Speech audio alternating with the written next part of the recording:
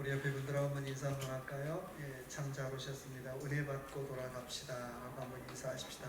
예, 참 잘 오셨습니다. 은혜 받고 돌아갑시다. 예, 은혜 받고 돌아가시는 저와 여러분 되시기 바랍니다. 주신 말씀 가지고 바로가 가까이 올 때에 라는 말씀의 제목으로 주신 은혜 같이 나누기 원합니다. 철학자 칼 포포가 쓴 책 중에 인생은 문제 해결의 연속이다 라고 하는 책이 있습니다. 우리가 문제를 하나 해결하면 또 다른 문제를 만난다는 거예요. 그래서 그는 나는 진보도 보수도 아닌 나는 지금만을 상대하며 산다라고 기록하고 있습니다. 어찌 보면 오늘 저와 여러분이 읽은 이 출애굽기를 보면 이스라엘은 계속해서 문제를 만나요. 오늘 만났는데 내일 또 만나요. 또 어제 바로 왕과 10가지 재앙으로 겨우 승리했는데 또 오늘 문제를 만나더라고 하는 것입니다. 그래서 하나님께서 이스라엘 민족을 블레셋 사람의 길이 아닌 또 다른 길로 돌아가게 하시더라는 거예요. 왜 그랬을까요? 혹시라도 가는 중에 싸움 잘하는 블레셋 사람들 만나면 괜히 왔어. 나 그럴 줄 알았지. 나 안 온다 그랬잖아. 그렇게 후회하며 돌아갈까봐 지름길을 놔두고 뺑뺑 돌아가게 하시더라는 겁니다. 하나님은 이스라엘 사람들의 마음을 참 잘 아세요. 아니 오늘 저와 여러분의 마음을 참 잘 아시더라는 거예요. 잘 믿다가도 문제만 만나면 금방 많이 바뀌죠. 아, 그 사람 신앙 좋은 사람입니다 라고 했는데 조금만 어려움만 만나면 많이 바뀌어요. 그 사람 성격 좋은 사람인데요, 조금만 어려움 만나면 금방 많이 바뀌더라는 거예요. 그렇게 마음 잘 바뀌는 그 이스라엘 민족을 알기 때문에 오늘 다시 한번 이스라엘 민족에게 믿음으로 살기를 요구하고 계시더라는 것입니다. 오늘 10절의 말씀 보니까 바로가 가까이 올 때라고 시작을 해요. 겨우 10가지 재앙을 넘어갔는데 또다시 바로가 가까이 오고 있어요. 또 다른 문제의 시작이에요. 또 다른 사건의 시작이에요. 바로 이집트 왕이 칭호죠. 태양신 라의 아들이라고 불리우는 신적인 존재예요. 바로 이런 존재가 바로 이스라엘을 잡기 위해서 한 걸음 한 걸음 가까이 오고 있더라는 거예요. 근데요, 한번 따져보자고요. 여러분, 바로가 늘 멀리만 있었을까요? 아니잖아요. 이스라엘 민족이 430년 동안 종살이하는 그 기간 동안에도 가장 가까이 있으면서 이스라엘 민족을 힘들게 하고 고통스럽게 하고 때로는 절망스럽게 했던 존재였어요. 그런 차원에서 본다면 바로는 문제의 상징, 고난의 상징이에요. 두려움의 상징이에요. 또 멀리 있는 것이 아니라 언제나 늘 바로 가까이 있더라고 하는 거예요. 멀리 있는 게 바로가 아니라 바로 지금 여기에 있더라고 하는 것입니다. 그런데요, 이런 바로를 만나면 두 종류의 사람이 나타나요. 오늘 12절의 말씀 보니까요, 이렇게 말씀하고 있어요. 우리가 애굽에서 당신에게 이런 말이 이것이 아니냐. 이르기를 우리를 내외로 두라. 우리가 애굽 사람을 섬길 것이라 하지 아니하더냐. 애굽 사람을 섬기는 것이 광야에서 죽는 것보다 낫겠노라. 자, 바로를 만나면 첫 번째 어떤 파가 있어요? 냅둬, 나 좀 냅둬, 나 좀 귀찮게 하지 마라고 하는 파가 있어요. 나 진작부터 옛날부터 나 바로 섬긴다 그러지 않았잖아. 그랬잖아. 괜히 끌고 나와서 나 이 고생시켜. 제발 좀 냅둬 파가 있어요. 여러분, 교회에서도 마찬가지죠. 우리가 신앙생활 좀 하다가 열심히 섬기다가 뭐 좀 안 되면 어떻게 해요? 아, 목사님 나 좀 냅둬요. 좀 내 편한 대로 살기 냅둬요. 내 하고 싶은 대로 하기 좀 냅둬요. 냅둬 파들이 있어요. 이분들 어떤 분들인가요? 영적으로는 바로에게 굴복한 분들이죠. 근데 또 한 그룹이 있는 거예요. 오늘 13절의 말씀 보니까 같이 한번 읽어볼까요? 모세가 백성에 이르되 너희는 두려워하지 말고 가만히 서서 여호와께서 오늘 너희를 위하여 행하시는 구원을 보라. 너희가 오늘 본 애굽 사람을 영원히 다시 보지 아니하리라. 또 하나는 여호와의 구원을 기대하는 사람들의 그룹이 있어요.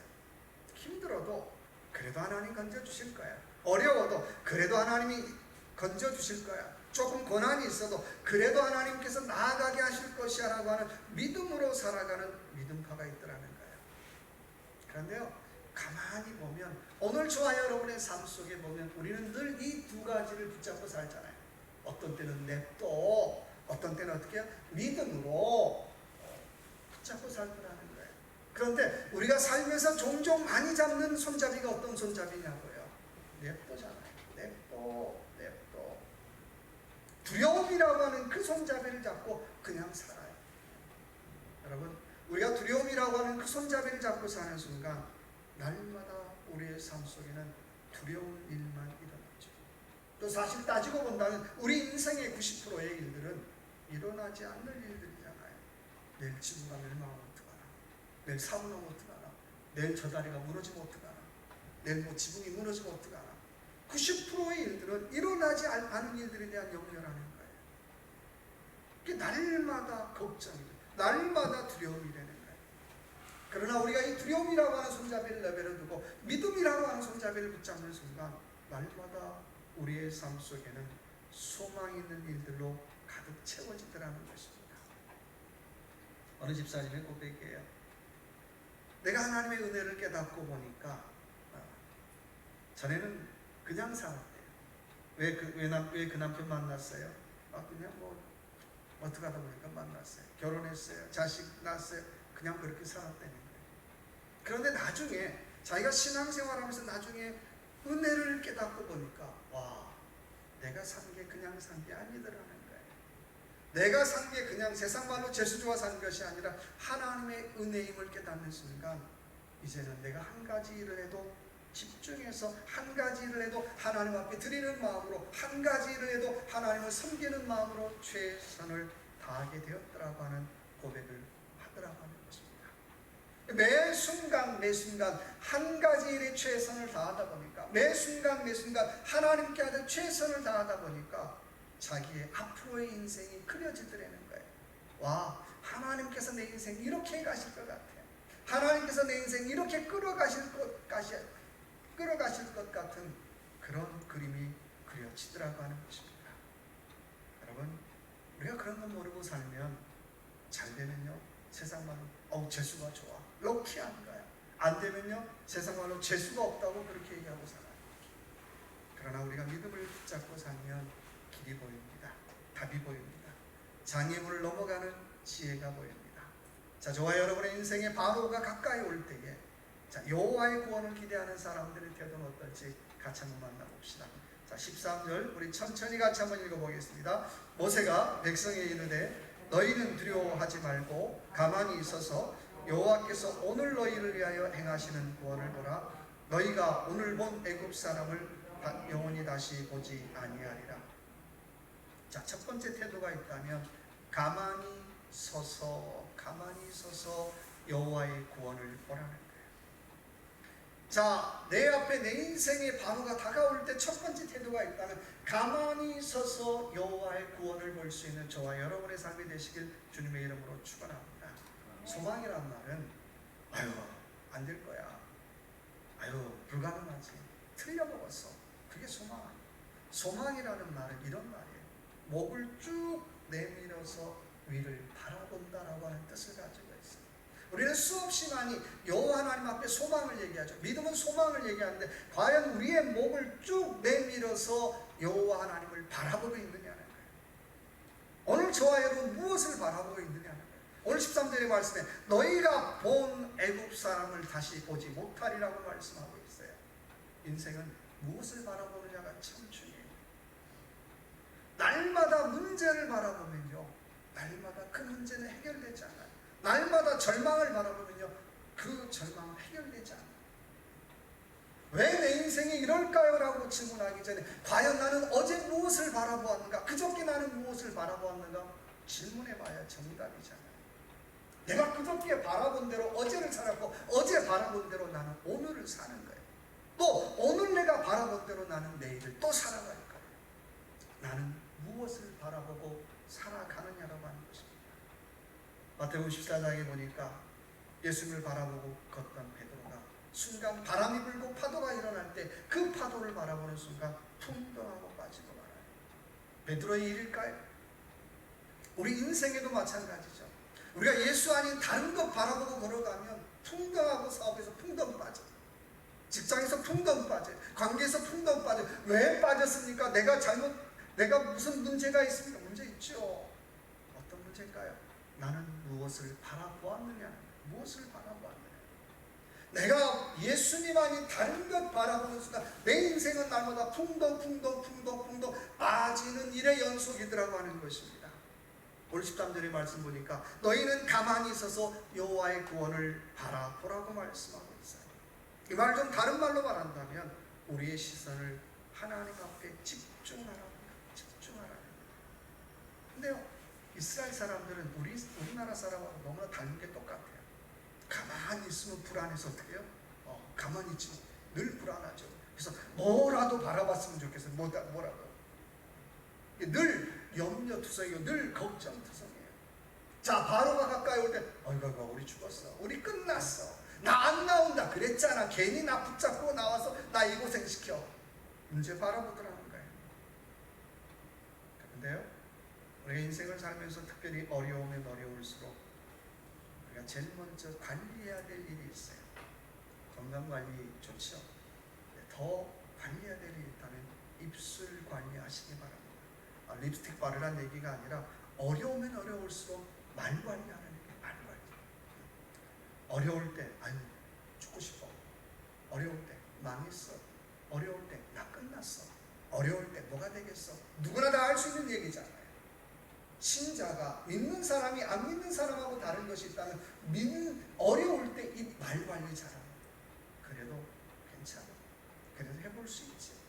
그래도 나 건강하잖아. 그래도 나 다시 한번 해볼 수 있잖아. 이게 좀 다른 거잖아.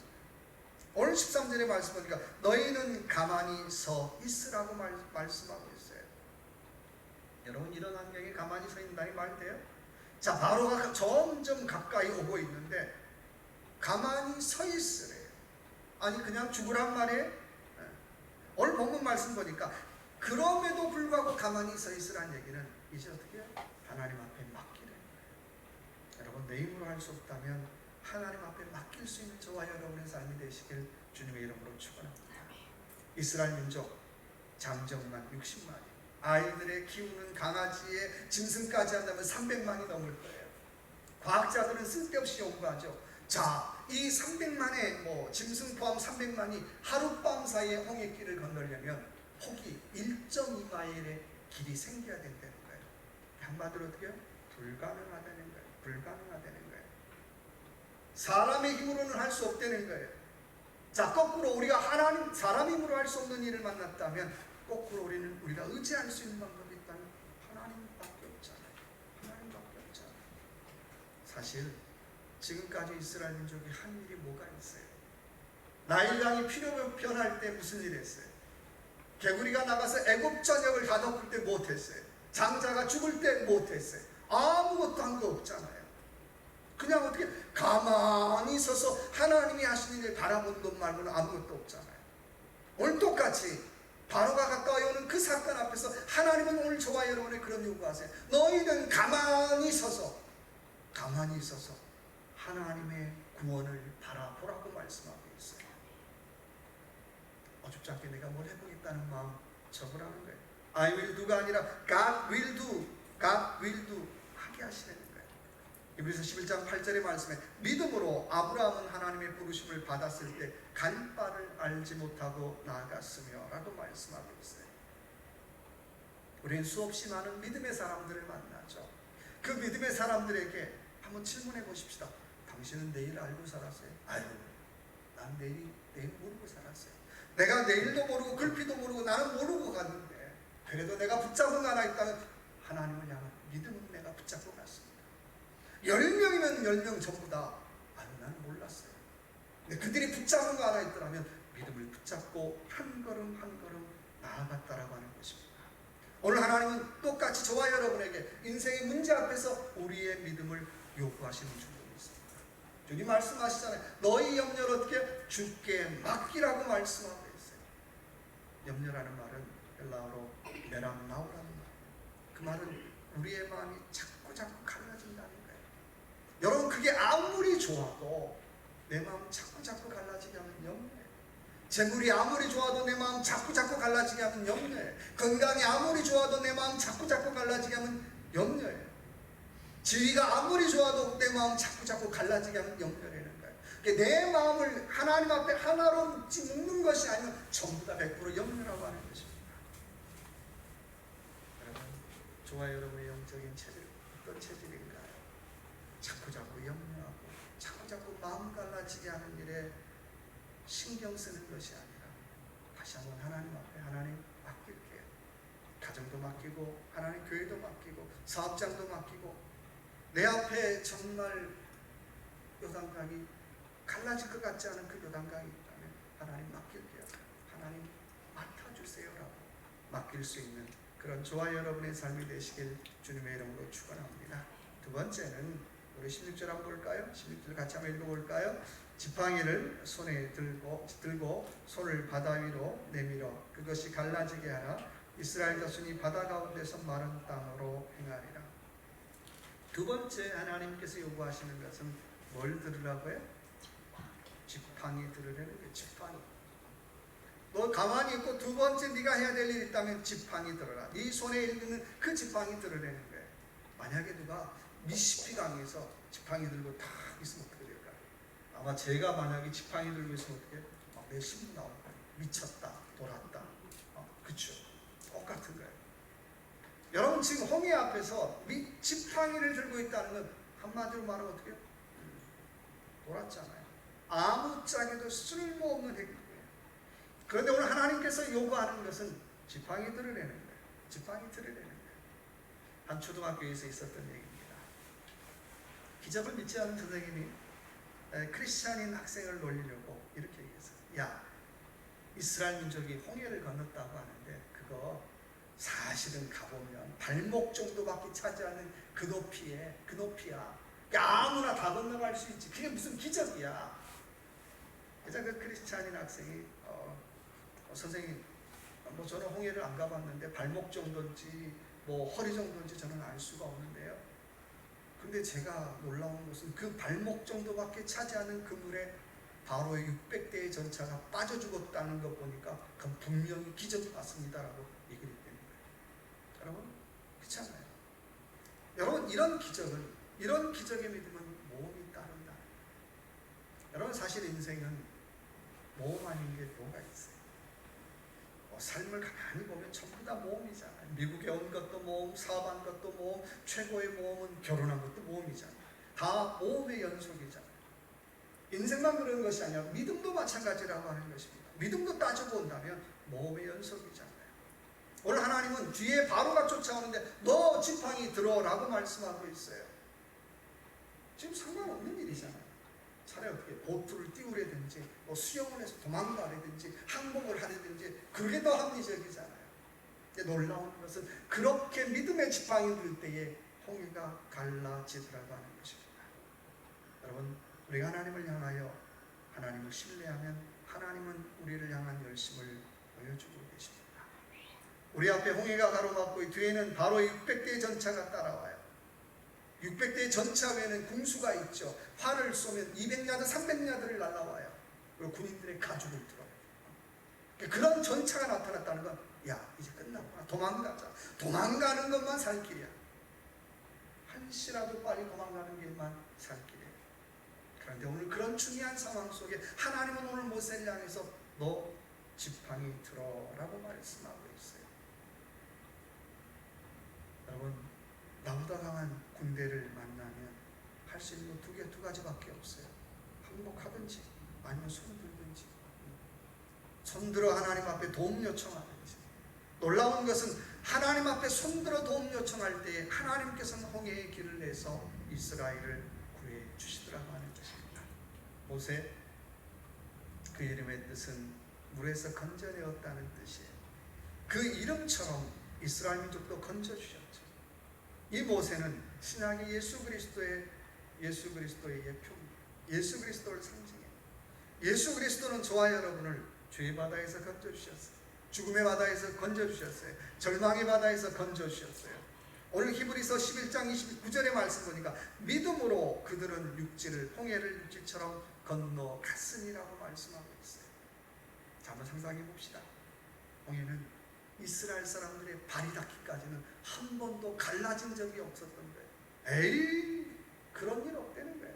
에이, 그런 일 절대 없다는 거예요. 근데 믿음으로 그 강에 발을 디딜 때 갈라지는 놀라운 역사가 일어나더라고 하는 것입니다.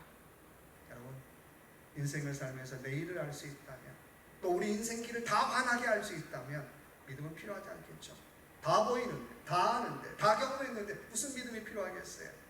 그런데요, 다 알 수 없으니까 믿음이 필요한 거예요. 다 볼 수 없으니까 믿음이 필요한 거죠. 다 경험할 수 없으니까 믿음이 필요하더라고 하는 것입니다. 홍해는 이스라엘 사람들이 믿음으로 한 걸음 한 걸음 믿음으로 강에 들어올 때에 열리기 시작하더라고 하는 것입니다. 우리가 불렀던 찬양처럼 한 걸음 한 걸음 주 예수와 함께 날마다 날마다 우리는 걷겠네. 한 걸음 한 걸음 한 걸음 걸어갈 때에 정말 열릴 것 같지 않던 그 사업의 홍해가 열어지기 시작합니다. 열릴 것 같지 않던 자녀들을 가로막고 있던 그 홍해가 열어지기 시작하더라고요. 열릴 것 같지 않던 그 건강의 홍해가 열어지기 시작하더라고 하는 것입니다. 사랑하는 성도 여러분, 이제 저와 여러분을 가로막고 있는 홍해 앞에 다시 한번 믿음의 지팡이를 한번 들어보십시다. 사람들이 보기에 쓸데없는 짓이야, 부질없는 짓이야, 미련한 짓이야 라고 얘기한다 할지라도 다시 한번 기도의 지팡이를 들고 다시 한번 믿음의 지팡이를 드는 그런 저와 여러분의 삶이 되시길 주님의 이름으로 축원합니다. 세 번째는 우리 20절 한번 볼까요? 애굽 진과 이스라엘 진 사이에 이르러서니 저쪽에는 구름과 흑암이 있고 이쪽에는 밤이 밝음으로 밤새도록 저쪽이 이쪽에 가까이 못하였더라. 밤새도록 뭐 했다는 거예요? 가까이 못했다는 거예요. 바로가 가까이 왔는데 바로가 가까이 못하더라고 하는 것입니다. 바로는 바로 여기에 있지만 주님은 어떻게 해요? 임마누엘 더 가까이 계시더라고 하는 것입니다. 임마누엘, 그 주님은 바로의 군대가 다가오지 못하도록 밤새 막아주시더라고 하는 것입니다. 이유는 바로의 진영에는 뭐가 내렸어요? 어둠이 내려서 가까이 올 수 없었다라고 말씀하고 있습니다. 그러나 이스라엘의 진영에는 빛으로 가득 찼다라고 말씀하고 있어요. 요한복음 8장 12절의 말씀에 나는 세상의 빛이니 나를 따르지 않는 자는 어둠에 다니지 아니하고라고 말씀하고 있어요. 여러분, 저와 여러분의 삶 속에 어떻게 어둠을 몰아낼 수 있을까요? 내가 빗자루로 쓴다고요? 내가 노력한다고요? 아니죠. 저와 여러분의 삶 속에 만나는 그 어둠을 몰아낼 수 있는 방법이 있다면 빛이 임하면, 빛이 오면 어둠은 자연스럽게 물러가게 되겠죠. 사업장에 어둠이 임할 때 어떻게 하면 되겠어요? 내가 노력하는 것 이상으로 하나님 우리 사업장에 빛이 임하게 하여 주옵소서. 우리 직장에 빛이 임하여 주옵소서. 내 인생에 빛이 임하여 주옵소서. 아니 또 우리 교회에 빛이 임하여 주옵소서라고 기도할 때에 자연스럽게 어둠은 물러가더라고 하는 것입니다. 그래서 우리는 빛 대신 그분 따라가요. 그 빛 대신 그분과 함께 우리는 나아갈 수밖에 없다라고 하는 것입니다. 자존가 예수 따라가면 복음 순종하면 우리 행할 길 어떻게 한다고요? 만나겠네. 왜 이렇게 캄캄할까요? 왜 이렇게 어두울까요? 왜 이렇게 답답할까요? 답은 하나죠. 나는 과연 예수 따라가고 있느냐라고 하는 거예요. 예수의 빛의 인도함을 받고 있느냐라고 하는 것입니다. 내가 예수 따라가지 못하고 예수의 인도함 받지 못하면 내가 열심히 살아가면 갈수록, 노력하면 갈수록, 애쓰면 애쓸수록 더 캄캄하더라고요. 사랑하는 성도 여러분, 바로가 가까이 올 때에 환경이 아닌 하나님을 바라보고, 과거가 아닌 미래를 바라보고, 내 방법이 아닌 하나님의 방법을 볼 수 있는 저와 여러분의 삶이 되시길 주님의 이름으로 축원합니다. 롱펠로우 시인의 인생 창가에 나오는 시 한 구절 읽고 마치겠습니다. 우리가 가야 할 곳 혹은 가는 길은 향락도 아니고 슬픔도 아니고 내일이 오늘보다 낫도록 행동하는 바로 그것이 인생이다. 죽은 과거는 죽은 채 묻어두라. 행동하라. 살아있는 현재에 행동하라. 속에는 마음이 있고 위에는 침이 있다. 우리가 떠날 때에 시간의 모래 위에 우리 발자국을 남길 수 있음을 자 우리 일어나 힘차게 일하자.